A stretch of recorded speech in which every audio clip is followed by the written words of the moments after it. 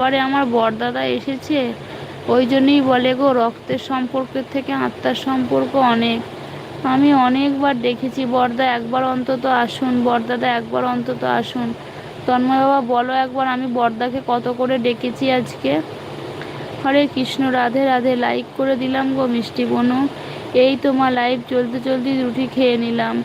শুভরাত্রি সবাইকে। তুমি কেমন আছো গো মিষ্টি বনু? ভালো নেই বড়দাদা, সত্যি ভালো নেই, চলছে কোনো রকমে চলছে।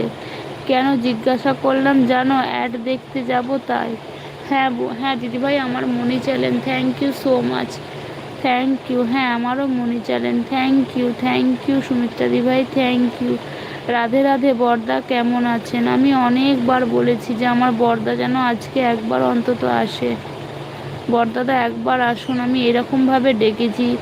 সত্যি হয়তো হৃদয় থেকে ডাকলে মানুষকে পাওয়া যায়।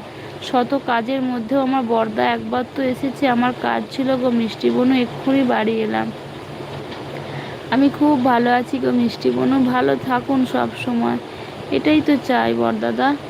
খুব খুশি হলাম বড়দাদা আপনি এসেছেন, আপনাকে দেখতে পেয়েছি, আমি বেশ শান্তি, আমি অনেক শান্তি পেলাম বড়দাদা। থ্যাংক ইউ সুমিত্রা দিদিভাই, থ্যাংক ইউ সো মাচ দিদিভাই। তোমাকে আমার অনেক অনেক ভালোবাসা জানাই।